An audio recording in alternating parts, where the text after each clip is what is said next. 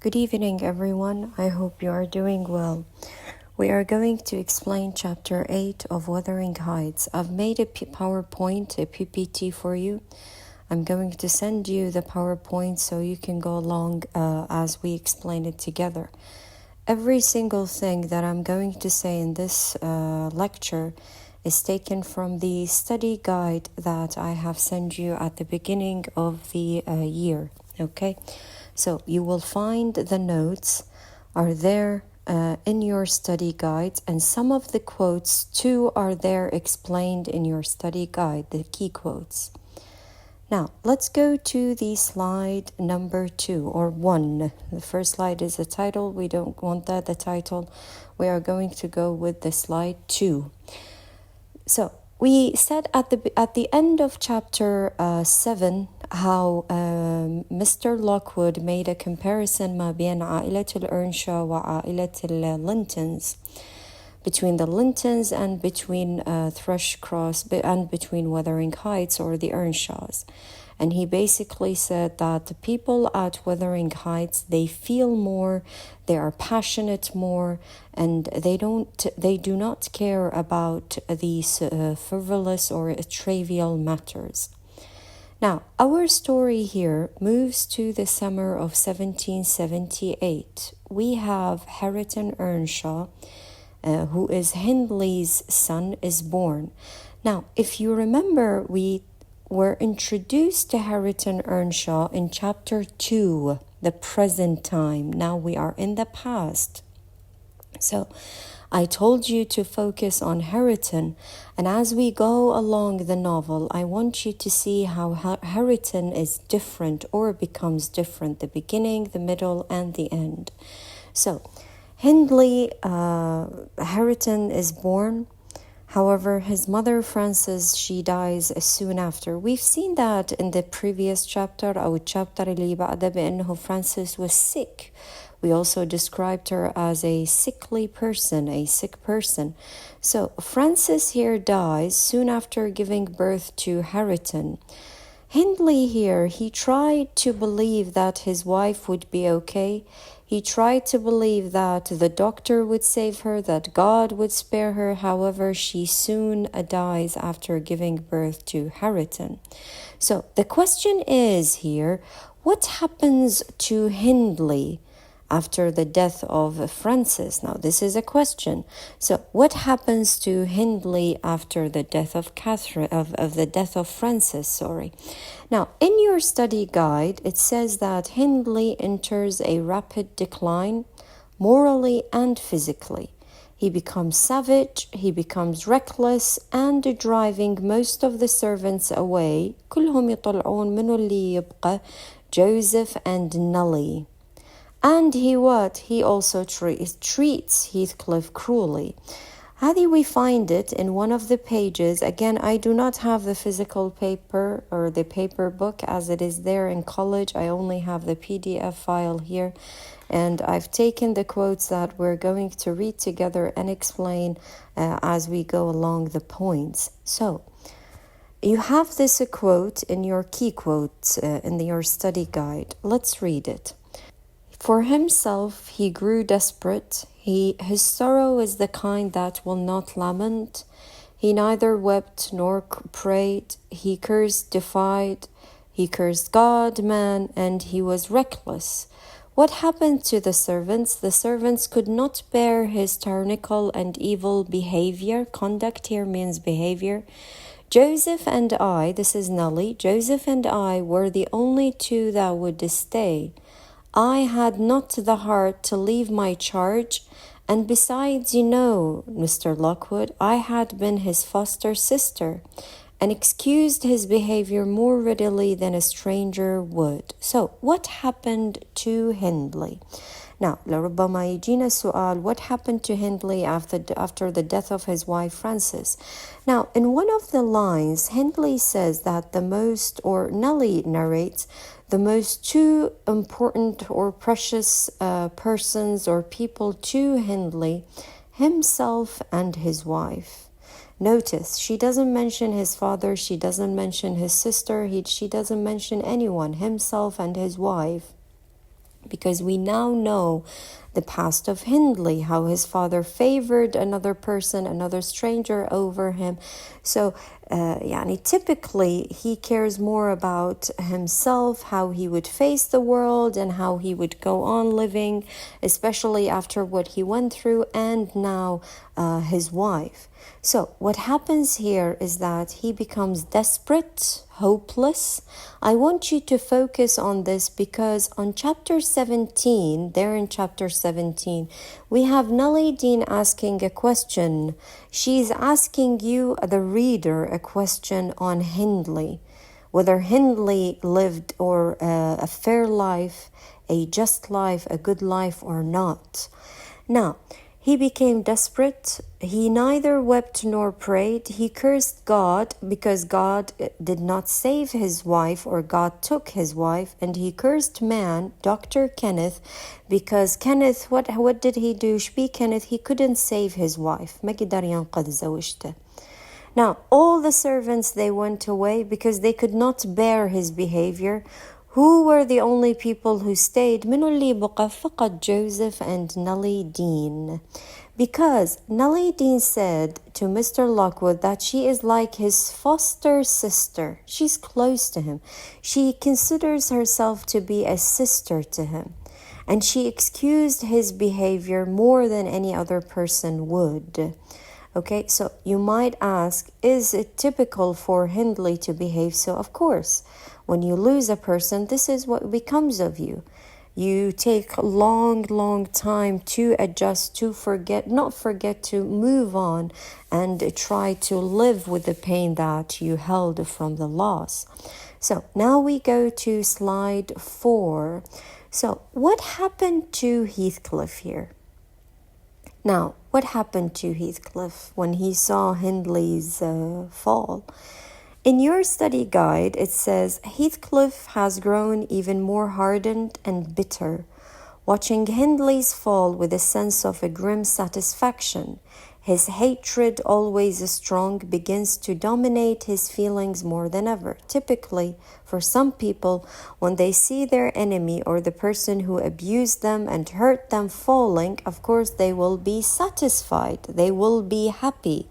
So, here, what does it say in the book, in the textbook? The master's bad ways and bad companions formed a pretty example for Catherine and Heathcliff. Hindley's treatment of the latter was enough to make, I like that line, was enough to make a fiend of a saint. And truly, it appeared as if the lad were possessed of something diabolical at that point or that period. He delighted to witness Hindley degrading himself past redemption and became daily more notable for savage sullenness and ferocity. Now, Heathcliff, when he saw Hindley falling, what happened here is that Heathcliff was happy. Heathcliff was satisfied. And so, with this Hindley, what did he do? Hindley's treatment was enough. لاحظ شي يقول معاملة هندلي إلى هيثكليف كانت كافية أنه تحول القديس إلى شيطان, which means Hindley treated Heathcliff more and more diabolical and more cruelly day by day. Why? Because again, Hindley remembers what happens, and so Hindley continues to treat Heathcliff cruelly. Now, and Heathcliff, what happened here? What does it say in your book? He delighted to see that Hindley was degrading himself. Now, let's go to page or to slide 5. نروح إلى السلايد الخامس. So, what happened to Catherine? Catherine now, after she spent 5 weeks at Thrushcross Grange, Catherine, after we've witnessed the change that happened to her in chapter 7 and the way she treated Heathcliff. So what happens to her in chapter 8? Now, as Nelly describes it to us, Catherine, she becomes a more beautiful, high-spirited young woman. This is all again in your guide. She becomes the center of attention. She's passionate, confident, and attached to those she loves, including Heathcliff. However, Catherine إيش بيها what happens is Catherine begins to show a double character. She is torn between her wild natural love for Heathcliff and Edgar, because now we know that Edgar is secretly starting to have feelings for Catherine. So he's secretly in love with her. So Catherine here, she becomes torn. Should I go with Edgar, or should I stay where I am at with Heathcliff? Should I go and live just a normal, or the way the society wants me to be, يعني المجتمع وتقاليد المجتمع وأفكار المجتمع والطبقات وهذه, or should I stay with the person whom I love, the person who is poor and a black and a gypsy and a brat and an imp of Satan and such, who is what? Who is Heathcliff. So all of this, what happens here is that it makes her go into what Nelly describes as a double character, or becomes in a state of dilemma, where you are divided into two. And it is so hard when this happens. And هذا الأمر جدا صعب, because it's like a constant battle ما بين المind and the heart. The mind wants something, and the mind believes that it is the right thing, while the heart wants the thing that it desires. Now, this divided loyalty will have, as we will see, tragic consequences later in the story. So Nelly here continues to tell the story to Mr. Lockwood. She tells him that whenever Catherine was with the Lintons, she would become a lady. She would try to be a cordial person, winning the affection and the respect of not only Edgar, Mr. Linton, Mrs. Linton, and also Isabella. And whenever the Lintons spoke badly about Heathcliff, she would remain silent. يعني شو وقت ما يتكلمون أو شو وقت ما هذه تسكت. And whenever she was with Heathcliff, what? She would become herself. اللي نعرفها, the passionate, confident, beautiful, free young woman. Okay, again, this is what? This is a dilemma for her. So, as Nelly Dean continues to narrate the story, she describes to him, or she tells him about her master, late master, اللي هو Mr. Edgar. Now, I want you to again be reminded of this. The narration of the story, now we are talking about, Nelly is narrating the story to Mr. Lockwood, okay? Nelly is telling us the story, or telling Mr. Lockwood the story. And here we have, when Nelly talks about the two portraits, or the two pictures over the fireplace, the person who describes Edgar is not Nelly, but Mr. Lockwood. بمعنى, خلينا نجي نقرأ. Let's read the quote and explain it together. He was my late master. This is Nelly.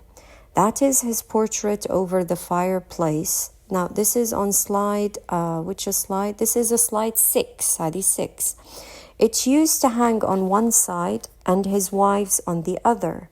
But, Mr. Lockwood, Catherine's portrait, what happened to her, has been removed, or else you might see something of what she was. Can you make that out? Now, Nelly Dean here, she is telling him that in the Thrush Across a Grange, there are two pictures, or two portraits. اللي هي one for Catherine and the other for Edgar. Okay, again, we are now in the present. Nelly Dean is narrating the story. جاي تسرد القصة لمستر لوكوود، وبين ما تسرد له القصة قاعدين بيها. She shows him the two pictures, or again the two portraits over the fireplace فوق المدفأة. When she showed him the two portraits, what does Lockwood describe to us? Or how does Lockwood describe Edgar? Now, we continue reading. Mrs. Dean raised the candle, and I discerned a soft-featured face, exceedingly resembling the young lady at the Heights, but more pensive and amiable in expression. He is talking about Minnow, about Edgar. It formed a sweet picture, the long light hair curled slightly on the temples, The eyes were large, serious, the figure almost too graceful. Now, I did not marvel how Catherine Earnshaw could forget her first friend for such an individual.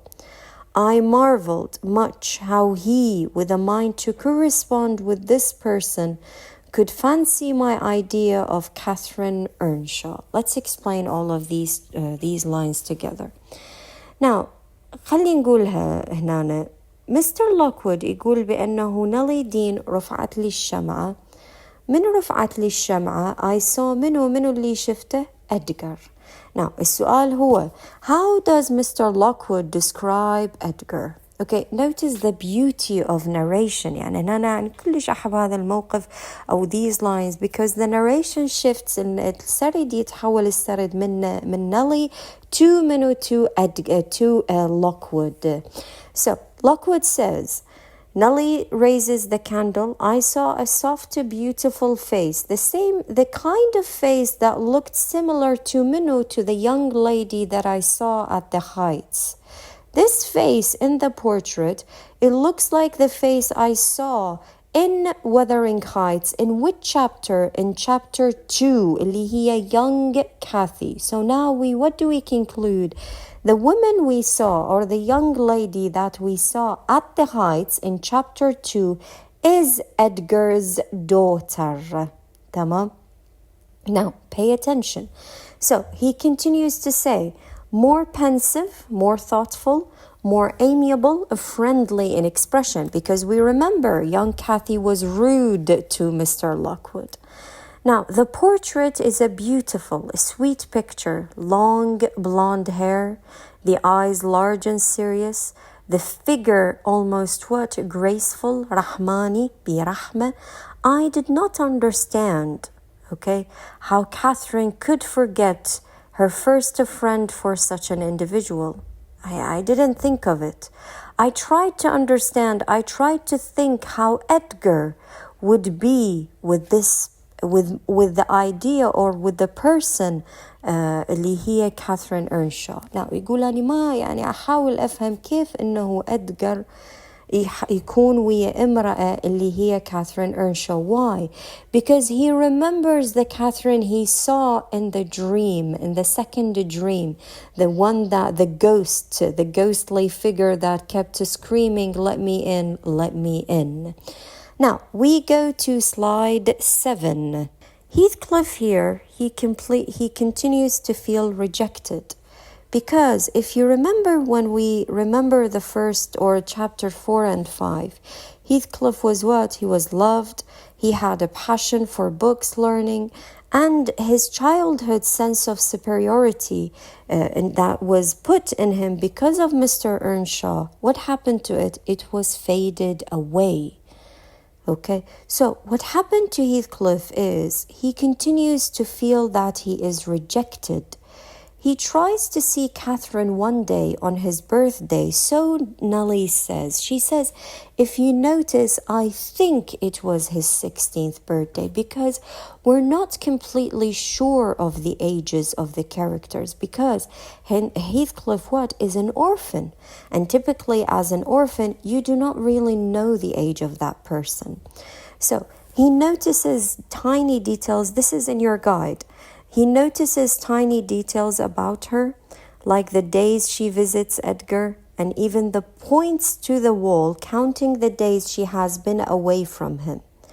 Now, يوم من الأيام Heathcliff يأشر على الحائط على الكالندر التقويم ويقولها يا كاثرين باعي هنا.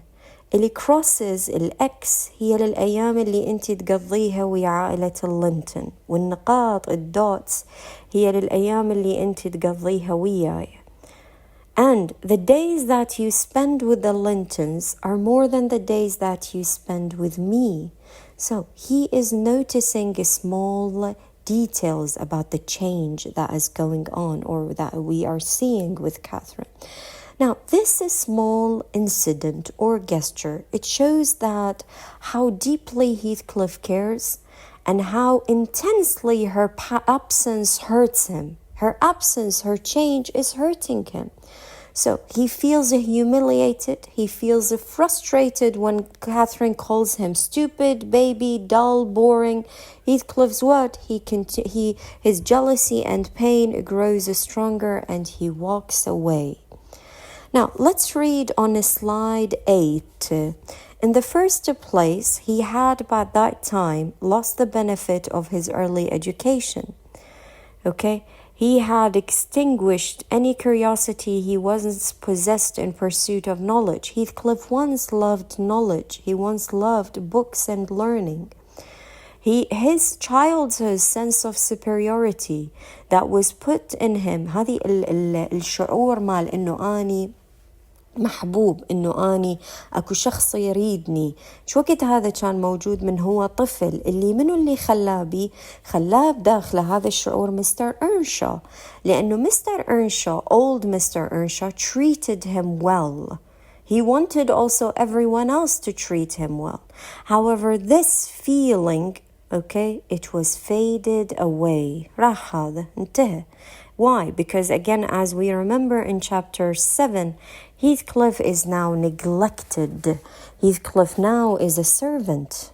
يوم مهمل، ما حد يهتم له، ما حد يريده. He is now a servant. And the person that wants him, الشخص اللي يريده اللي هي Catherine، إيش بيها Catherine, is starting to change. Okay, now let's go to slide 9. Let's read the quotes. Now, on slide 9, Cathy, are you busy this afternoon? Asked Heathcliff. Are you going anywhere? No, it is raining, she answered. Why have you that silk frock then? He said. Nobody coming here, I hope. Not that I know of, stammered Miss. But you should be in the field now, Heathcliff. It is an hour past dinner time. I thought you were gone. Hindley does not often free us from his accursed presence, observed Heathcliff. I will not work any more today. I will stay with you, Catherine. Oh, but Joseph will tell, she suggested. You'd better go.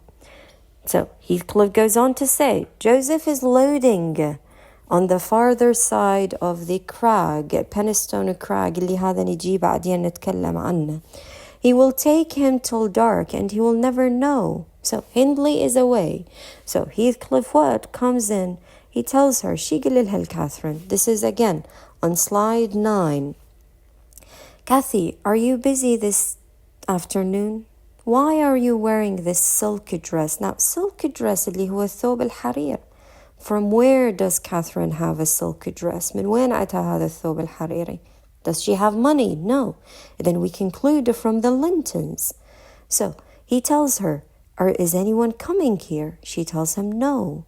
But you should be on the field, Heathcliff. It is an hour past dinner time. I thought you were gone. Now, the Catherine that we know, the Catherine that is a free, wild, savage, loves Heathcliff and such and such and such, she would never tell Heathcliff that you should go out and work in the fields and that it is an hour past time. يعني ما تقول له بأنه أنت لازم تكون برا تشتغل أو you work. No, Catherine would not say that. Why? Because Catherine truly loves Heathcliff. لكن هنا what is going on, Catherine, is a conflict because the Lintons are coming. Edgar is coming. So typically Catherine here is stressed. She's conflicted. She doesn't know what to do. She is what? In her state of dilemma. So Hindley what? Heathcliff what? He tells her, I will not work anymore today. I want to stay with you. Now we go to slide 10. Tell Nellie, Catherine, to say that you are busy with me. Order Ellen to say you are engaged. Cathy, do not turn me out for those pitiful, silly friends of yours. I am on the point sometimes of explaining that but I will not. This is so beautiful. Now, Heathcliff tells Catherine, يقولها, Catherine, tell the Lintons you are busy with me, that you want to spend time with me. Do not leave me but for those friends of yours. Do not let me go and stay with them. Sometimes I want to tell you what is going on in my heart and my mind. I want to complain, أريد أتذمر. I want to tell you the change that I'm seeing in you. I want to see whether you truly still love me, whether you truly want to spend time with me, but I what? But I will not. Sometimes I want to tell you that they are changing you, Ya Catherine, that you are spending more time with them than you do with me, but I will not. أنا شبيه أتوقف. Now, what does Kathy say? That they what? Cried Catherine, gazing at him with a troubled countenance. Now, countenance is what? الملامح الوجه. She is looking at him with a troubled face. Oh, Nelly. Now, هنا Catherine, Nelly was combing her hair. جاي تمشط بشعرها. فCatherine screams out saying, that's it. You've done enough. Leave me alone. And again, why is she doing this? Well, because she's nervous, she's confused, she's stressed, she's conflicted. She's in a state of dilemma. يعني شخص شلون نقول داخل بمعضلة في الغضب مالته أو القهر مالته وين يوديه على شخص قدامه اللي هي قدامها Nelly. Okay, so she continues.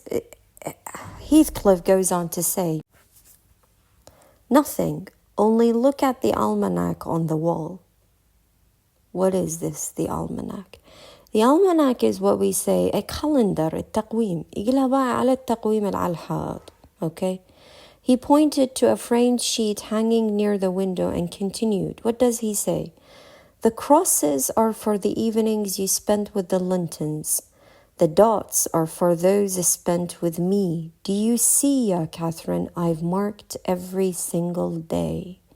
Now, الكروسز الإكس هي للأيام أو الأمسيات اللي أنت تقضيها ويا اللينتونز. The dots, النقاط, are for those you spend with me. And typically what? You spend more time with the Lintons than you spend time with me. Now, نروح إلى slide 11 نكمل قراءة. Yes, very foolish. As if I took notice, replied Catherine in a peevish tone. And where is the sense in that? Where is the sense of that? تقول لي, yes, this is foolish. As if I do notice. Do you think she means that? I'm asking you a question. هل برأيكم تقصدها when she says, as if I took notice? And where is the sense of that? What does Heathcliff reply? To show, Ya Catherine, that I do take notice, that I do care. To love is to care. To love is to be mindful of all of the small details. To love is to what, as Roland says, to wait. To love is to carefully see and look whether the other person, the person you love, is still the same or not. I told the students the other day, in our modern sense, هذه texting, for example, let's give it an example. So when you have a crush on someone, when you are in love with someone, when you have feelings for someone, that person, let's say, ما يجاوبك لمدة أسبوع أسبوعين أو 5 أيام يومين 3, whatever the duration. And that person doesn't reply to you. That person doesn't reply in the same way that you do. That person doesn't listen to you. That person doesn't tell you everything that is going on in his day. Because to tell what is going on in your day is to sort of say that you care for the other person. So to say that all of those small things, what? They make a bond between the two people. They make a connection. Because it's to love is to give and take. So here Heathcliff is what? He's showing her that I do, Ya Catherine, I notice the change that is going on. I notice the way you do not spend time with me anymore. I notice the way you are wearing something that is different than you used to wear with me. I notice the way you behave with them, and I notice the way you behave with me. And I see how you are conflicted, how you are changed, and how you are what? You are different. What does Catherine say? Should go Catherine. Should I always be sitting with you? She becomes more irritated. Irritated, which means what? Angry. What good do I get? What do you talk about? You might be dumb, غبي, or a baby or a child for anything you say to amuse me or for anything you do either. Now, with a broken heart, what does Heathcliff say? You never told me that, Catherine, that I talked too little or that you disliked my company, يا Cathy. And it is true. هذا الشيء صح. هي ما خبرته قبل بأنه هي ما تريده أو أنه هي ما تحب صحبته ما تحب تقعد وياه أو أنه هو يتكلم قليل أو أنه هو ما ينطي من نفسه. Okay, so in here what happens is Heathcliff walks out and Edgar comes in. Edgar comes in happy, rejoiced, and Heathcliff walks out what? With a broken, heavy heart. Now, we go to slide 12. I like to, I recited or we read the lines or the quote of the philosopher or the author Roland Barthes, which says, am I in love? Yes, since I am waiting. Now, you notice the language is simple. The language is simple, yes, but it is so beautiful, so profound, and so creative that truly expresses the feeling here. Am I in love? Yes, since I am waiting. The other one never waits. Sometimes I want to play the part of the one who doesn't wait. I try to busy myself elsewhere, to arrive late, but I always lose at this game. Whatever I do, I find myself there with nothing to do, punctual, even ahead of time. The lover's fatal identity is precisely this. I am the one who waits. Now, شو يقول هنا? Am I in love? Yes, I am in love because I wait. أني أنتظر. Sometimes I want to play this whole thing. I do not want to wait. I do not want to notice, like Heathcliff said. I try to busy myself elsewhere. I try to watch a movie. I try to listen to music. I try to read, to forget what is constantly there on my mind. But what happens is, أني دائما أخسر بهذا الأمر. I always lose at this game. Whatever I do, everything that I do, watching a film such and such, reading and trying to busy myself, I find myself what? Punctual. When you tell me to come, when you want me to sit with you, even sometimes ahead of time. مرات حتى إنه I make up a scenario in my mind of all the conversation that is going to happen or that how it should happen or of the scenario of what I'm going to tell you and ahead of time. So the lover's fatal identity is this. I am the one who waits. أني المسكين اللي يشبيه أنتظر. So Heathcliff here on a slide 11, slide 10 and the slide 9 يشبيه, he waits and waits and waits what? For Catherine to see not only him, to see how she is changing. Now, we go on to slide 13. We have this in your guide, in your study guide. When Edgar arrives unexpectedly, the sharp contrast between the two young men becomes clear. Okay, Nellie is making a comparison. So in the eyes of Catherine, this is the comparison that is there that Nellie witnessed اللي شافته. When Edgar comes in and Heathcliff walks out. شنو الفرق ما بين الاثنين? What is the difference? Heathcliff is rough, passionate, untamed. Edgar is gentle, polite, and refined. Okay? We read on a slide 14 هذا الاقتباس اللي يدلنا على هذا الكلام. Doubtless Catherine marked the difference between her friends as one came in, the other went out. The contrast resembled what you see in exchanging a bleak, hilly, cold country for a beautiful, fertile valley. His voice and a greeting were as opposite as his aspect. He had a sweet, low manner of speaking and pronounced his words as you do. Now, Heathcliff Ishbee is bleak, he is hilly, he is cold, he is bleak, depressed, dark, empty. He is hilly, he is untamed, he is passionate, he is never stable, never in one path, never in one line. He is cold, he is black. Okay? Edgar Ishbee, what is wrong with Edgar? How is Edgar? Edgar is beautiful. Edgar is young, fertile. Edgar is like a beautiful, fertile valley. His voice and a greeting, they're different. Okay? He had this sweet, a beautiful, low manner of speaking. Now, what happens after that? So, Edgar trying to intervene. Before that, sorry. In a moment of high tension, Catherine turns on Nellie Dean, pinching her heart and denying it when Nellie protests. Now, I told the students in the room, بالغرفة كان عندنا قاعدين منو هم Edgar, Nellie and Catherine. You might say they're a couple. Why is she there? ليش هي هنا قاعدة بينما هم couple? Well, in the old times, إذا شايفين مسلسل Bridgerton, here the couple could not be together unless there was someone else with them. لازم أكو شخص آخر طرف ثالث وياهم. Okay, they would be away, aloof in a corner, and the couple would be talking to one another. So here Nellie, she was there. Catherine tells her to leave, like Nellie tells her that I am ordered by Master Hindley, by Mr. Hindley.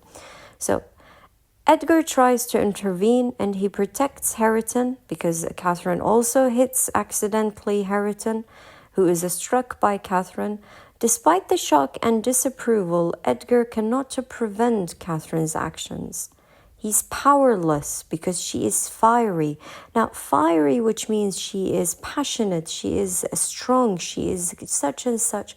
But to tell the truth, why is she doing all of this? Again, because she is conflicted, she is nervous, she is stressed, okay? Eventually, Catherine's tears and charms win over Edgar, and the quarrel ends with what? They young confess their love for each other. They confess their love for one another, or so it says in the text. Because I never truly believed that Catherine loved Edgar or wanted Edgar the same way she did for Heathcliff. And now, we end the chapter here. I trust that you will listen, or that you have listened carefully to every word that I said, because on the next lecture I am going to ask you questions about these chapters that I'm going to explain, because we have to explain them together. In the meantime, we end this chapter here, and I will see you on chapter 9.